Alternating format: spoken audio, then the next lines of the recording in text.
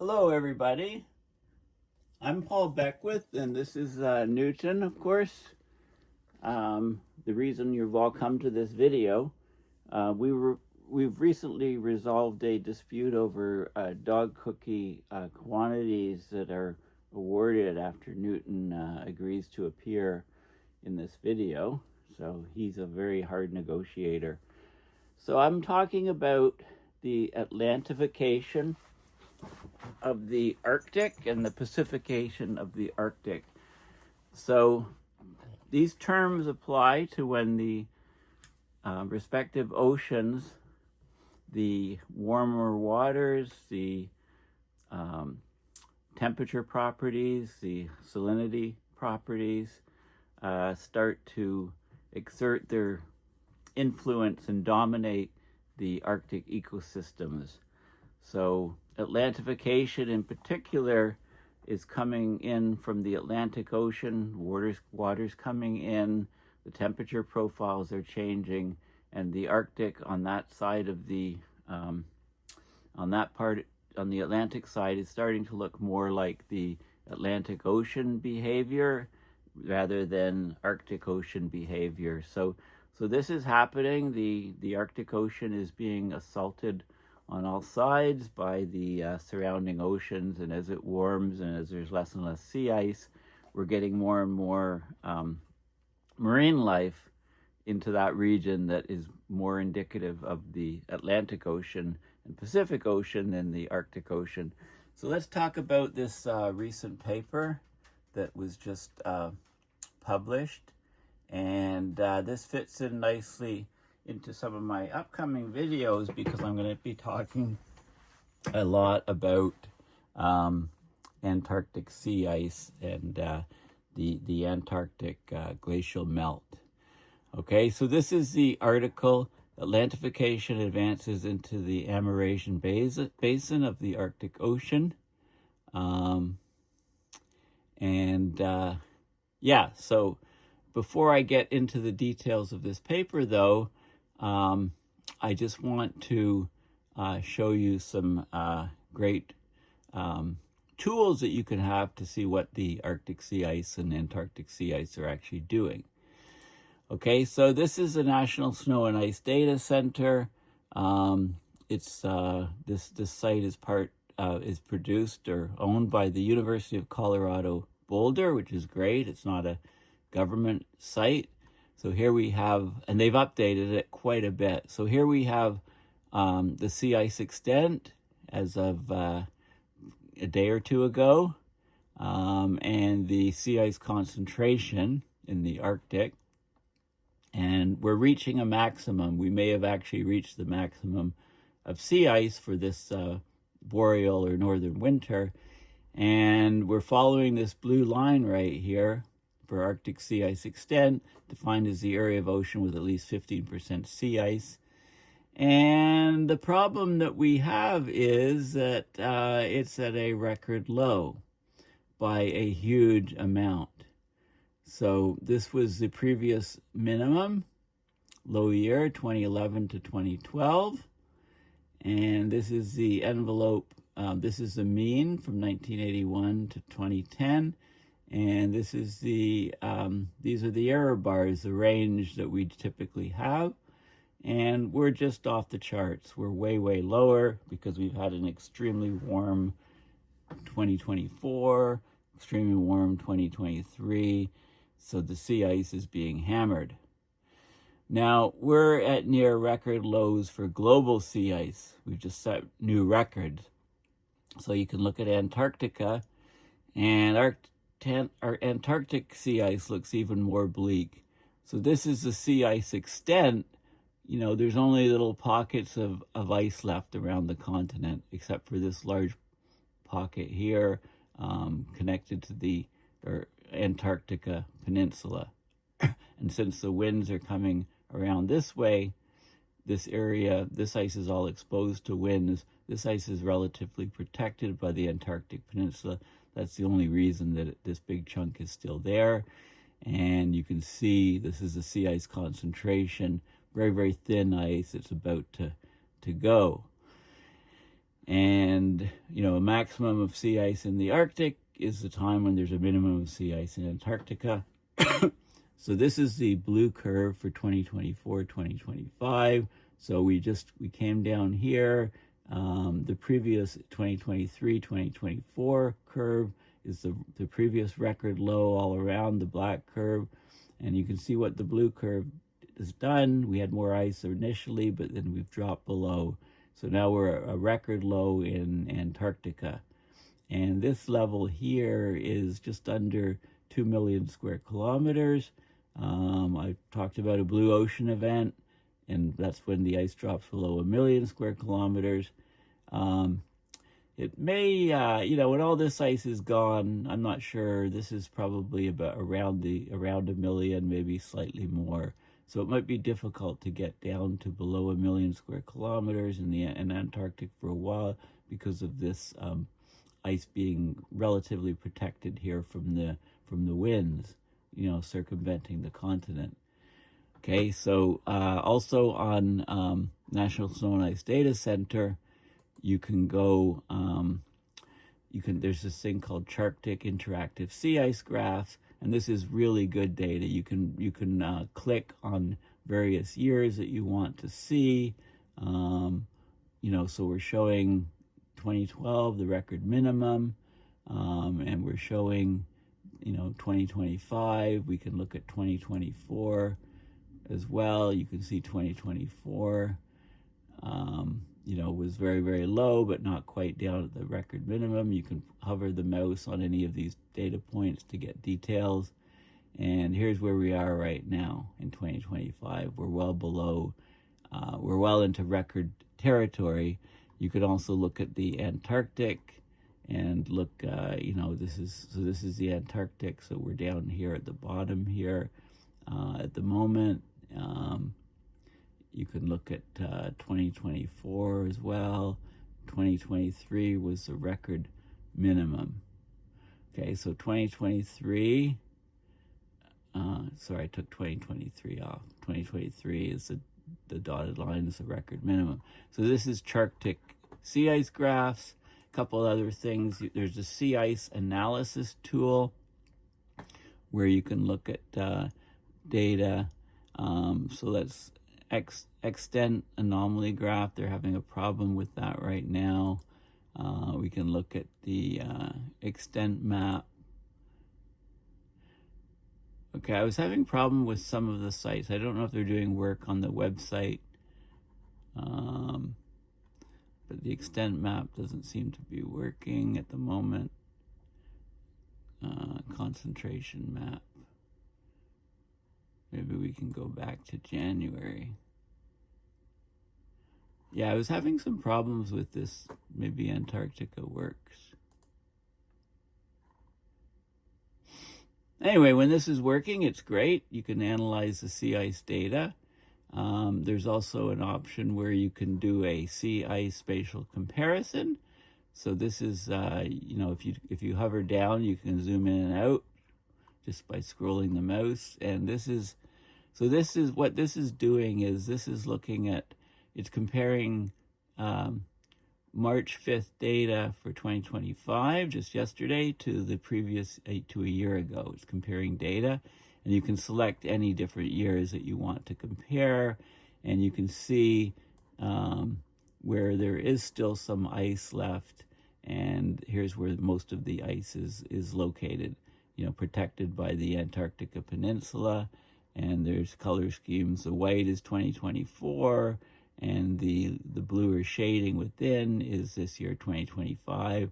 So you can see how much ice has disappeared this year versus last year. And we're not quite at the melt season. So we can look at the Arctic and do a similar comparison. Okay, so the white areas are where we had ice a year ago, but no longer have that ice this year. So around the fringes mostly. Okay, so this is really good comparing the sea ice spatial comparison tool. I'll give all these separate links. Here's, if you want to get more detailed data, you can go and you can get specific, look at the data sets where the data is coming from, and set up the formats, if you want to download data to analyze it yourself. And then there's good articles. So here's the article, Antarctic sea ice minimum hits a near record low again. This was just published yesterday. And it shows this image here of the record low. And it shows the extent for various years. The blue curve, it's hard to see because there's so many curves, but the blue curve is this year. And this curve is very telling because from the 70s up to about 2015, the trend of Antarctic sea ice was increasing about 1.5% per decade. Something happened in 2014, 2015. Well, 2014 is here, I believe. And then this is 2014, 16, 18, 20. So 2016 is here, 2015. So we had a collapse of sea ice, and we're setting record lows now. This is like a tipping point or a threshold for highly nonlinear behavior of Antarctic sea ice. And what happened, I think, is the Antarctic circumpolar winds greatly weakened. We had the oceans went much closer to Antarctica, undercut and melted sea ice from below. I think that's the break point of what has happened. So there's data and an article on the Antarctic minimum, and I asked perplexity.ai, why is global sea ice setting record new lows, and it told me some things like exceptional heat, February 2025, historic low in February 2025 due to a combination of factors related to climate change and warming temperatures. Exceptional heat in February of 2025, third hottest February on record. Global temperature is 1.59 above pre-industrial for that month. The Arctic warming, temperatures near the North Pole soared up to 11 Celsius above average, contributing to Arctic sea ice being 8% below average for February. Antarctic decline, Antarctic sea ice 26% below average in February, driving the global figure to record lows. Warmer oceans, elevated ocean temperatures, delayed freezing in some areas like Hudson's Bay made it harder for ice to regrow, contributing to the record low.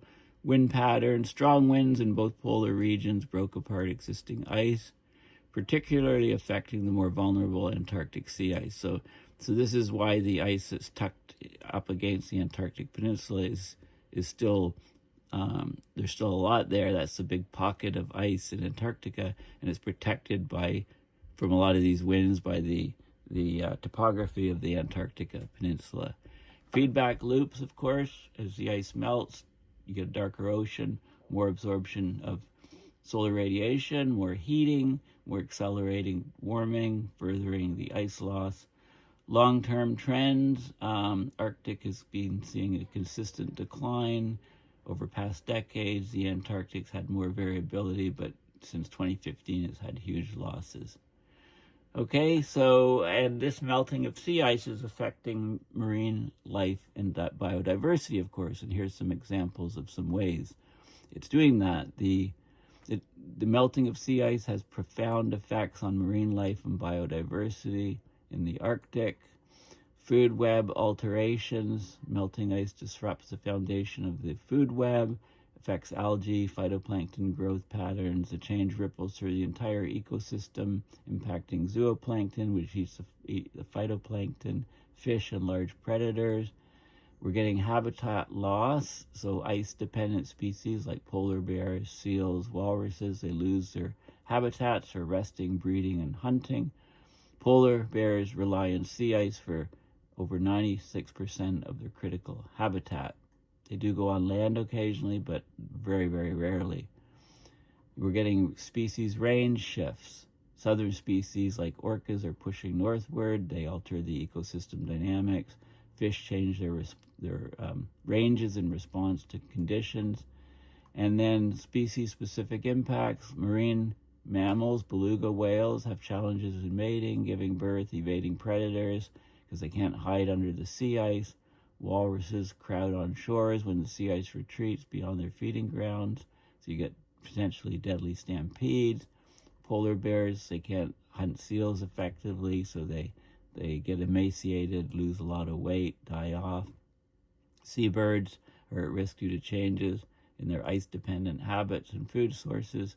And then there's broader ecological changes, so more productivity, ocean acidification, trans-Arctic migrations from one area to the other area where there's still sea ice, and of course long-term consequences, irreversible changes, biodiversity shifts, and global impacts.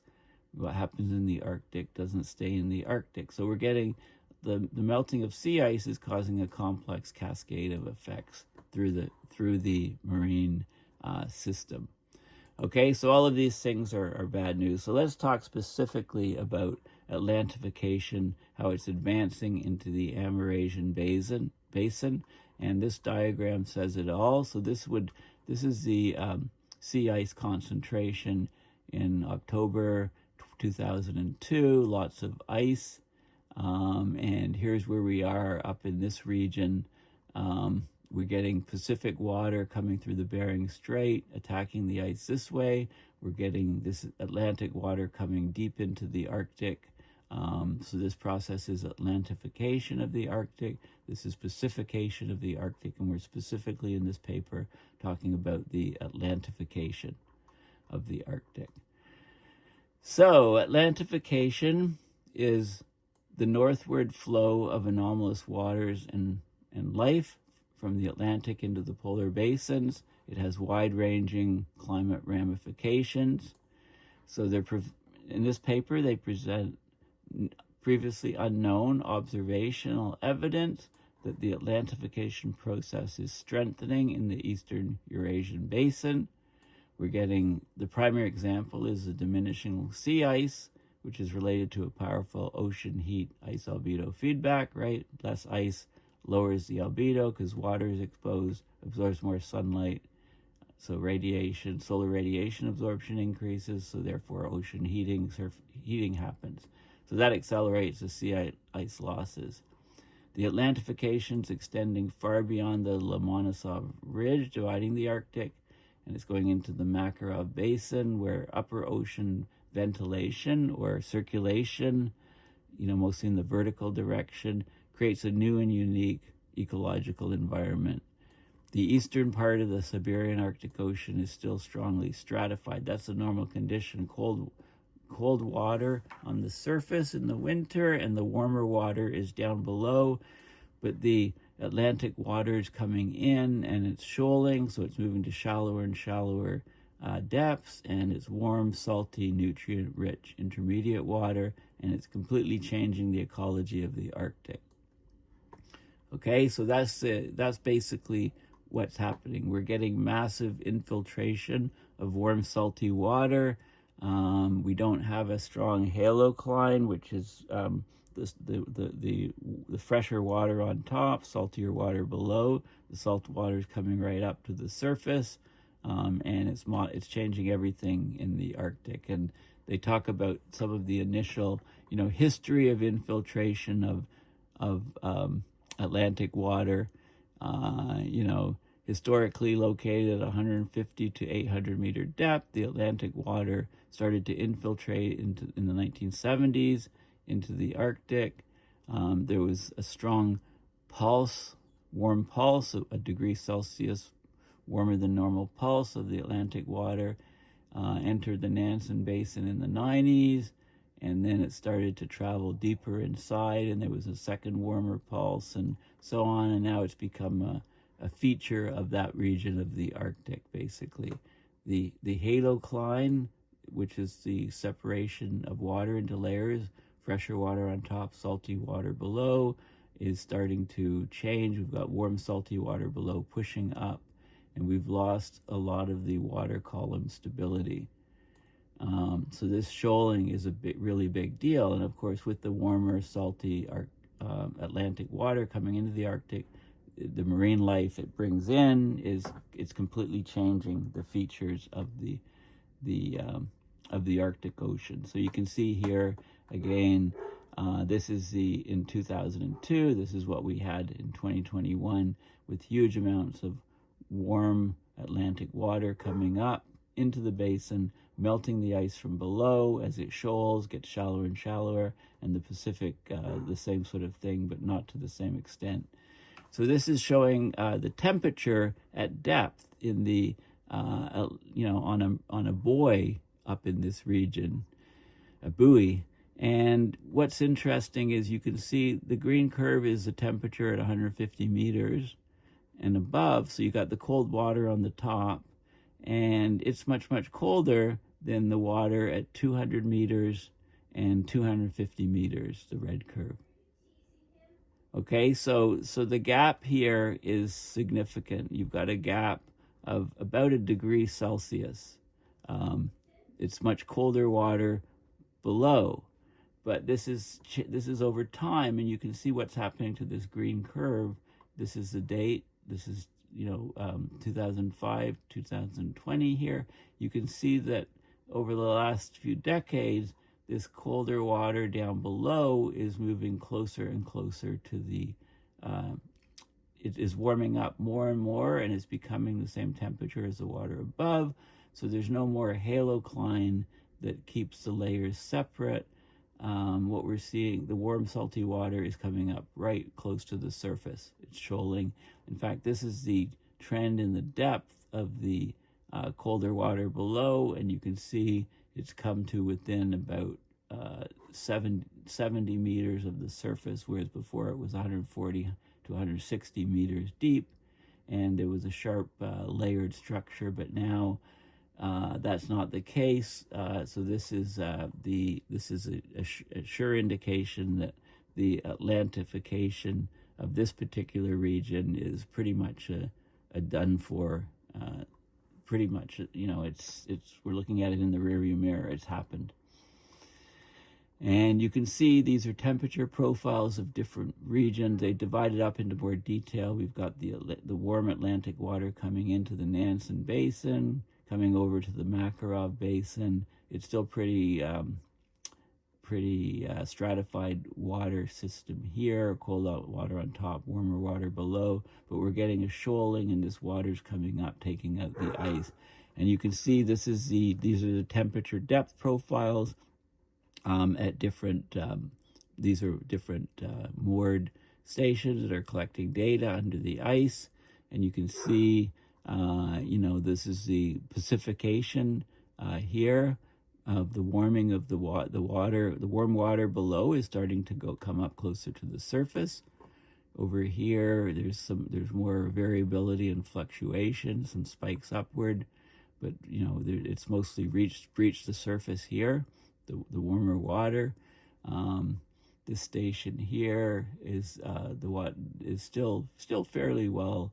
The warmer water is still fairly deep, and over here. So we're seeing, you can look at the fine detail of the different regions. So the whole area is becoming there's Atlantification over here and Pacification over here. So the whole Arctic, the characteristics of the water in the Arctic is changing. They show, heat content profiles, depth profiles. This is from 21 through to 23. You can see how it changes. There's tremendous amounts of heat flux in the region, and that heat flux has taken out the ice, so there's tremendous amounts of sea ice loss. There's more details there, and there's also some of the changes of the sea ice concentration trends, how we're getting less and less sea ice, and the sea surface temperature trends we're getting much, much warmer temperatures in large parts of the Atlantic Ocean. Okay, so, and then this shows how some of the marine parameters are changing. So here we have, this is the temperature changes in the Arctic. We've got all the years here. this is the SA is B. B is the salinity. This is the salinity changing. And then we have the N squared is the squared buoyancy frequency. So in other words, the density of the water changes. Then nitrates and chlorophyll A, which indicates phytoplankton growth. So all of these things are changing. Here's what we had in the earlier period. There was a strong halocline. This was the Pacific, the Western Arctic, where near the Bering Strait side, that the halocline is the separation of warmer salty water down here, fresher meltwater up here, the chlorophyll A profile back in the midpoint, and then now what's happening? This is the Atlantic side, Pacific water halocline, Atlantic water halocline. The Atlantic waters at deeper depths here, and then there's a mixed layer. And this is what we're looking like as time proceeds. We still have this cold water down here, but these haloclines are shallowing. Okay, they're getting to shallow. The warmer salty water below is pushing further and further into the Arctic, coming closer and closer to the surface, and in some cases, it's actually broken into the surface. So it completely changes the nature of the water. And this is a good illustration. 2 phases of the Atlantification. So this is the years here. This is phase 1. We have warm ocean water, interior, warm salty water, deep down, 160 meters. And over time, over the years, it has come up to 70 meters. It's shallowing significantly. We've got the halocline is in this region, which is kind of stabilizes the water in the vertical direction because of the density differences due to salt content. Salt in water makes water heavier. Got the cold upper ocean here, and we've got the sea ice here. And, the sun comes in, we get these gaps in the ice. And so what we're seeing is strong Atlantification, warming of this upper layer. Eventually, when this is broken through to the surface, then there's no more sea ice, and it may not even reform in the winter in that region. So this is a really fascinating paper indicating, what is happening, what has been happening over time. I'd say this is probably the best illustration that we're getting water from the Atlantic busting in here, water from the Pacific busting in here, and the sea ice is continuing to decline rapidly. As long as the AMOC stays in operation, I should put that in there. Okay, well, thank you for listening. Please go to my website, paulbeckwith.net, and donate to PayPal to support my research and videos as I try to connect the dots on abrupt climate system change or mayhem. Thanks again, and bye for now.